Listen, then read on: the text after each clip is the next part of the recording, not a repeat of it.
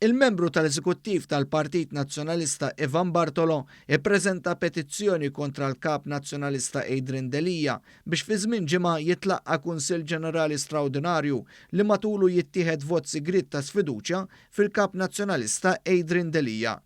Qabel ġiet ppreżentata din il-petizzjoni ffirmata minn 200 kunsillier nazzjonalista, 50 aktar minn dak meħtieġ biex jissejjaħ Kunsill Ġenerali tal-Partit Nazzjonalista, in-negozjantu l-eks kandidat nazzjonalista Ivan Bartolo ara stqarrija li fiha fisser ir-raġunijiet tal-petizzjoni. Pompa li ma bħalu b'sentiment li l-petizzjoni kontra Delija qabdet u niżlitlu għasel, Bartolo qal li kieku baqgħu sejrin bil-petizzjoni kienu jiġbru iżjed firem kontra Delija. Huwa ta' pjaċir li jiena ninformakom li f'temp ta' jumejn biss inġabru 200 firma, jiġifieri aktar mill-150 firma meħtieġa mill-istatut tal-partit biex jiltaqa' l-Kunsill Ġenerali u sabiex titressaq proposta għal vot.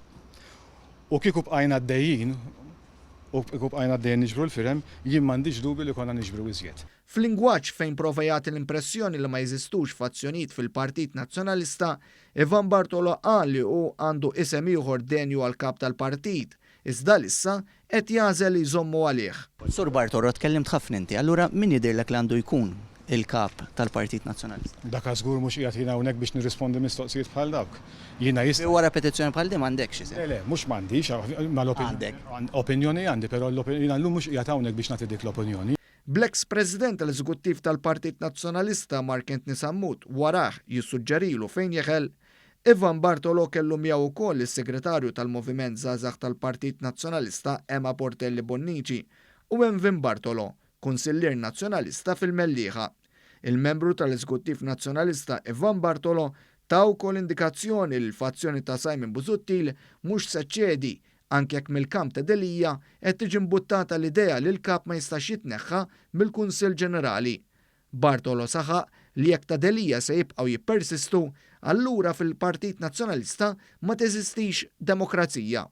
Jiena ma nemminx li jekk aħna illum għandna l-150 firma anzi għandna 200 firma u l-istatut jagħmilha ċara jitkellem iżjed Mark. Jekk imbagħad ma jitlaqqax allura mbagħad laqqasaw ma' demokrazija. Fit-tmiem l-indirizza lill-midja, Ivan Bartolo tliet min nies l-oħra li ħamijaw daħlu fid-dar ċentrali biex jippreżentaw il-petizzjoni. Lanqas qed għaddiet nofs minuta li ma ħarġux il-barrek kif huma tefgħu l-pakkett li kellhom bil-petizzjoni fir-reception li hemm rib id-daħla tal-istamparija u dlonk lebtu l-barra.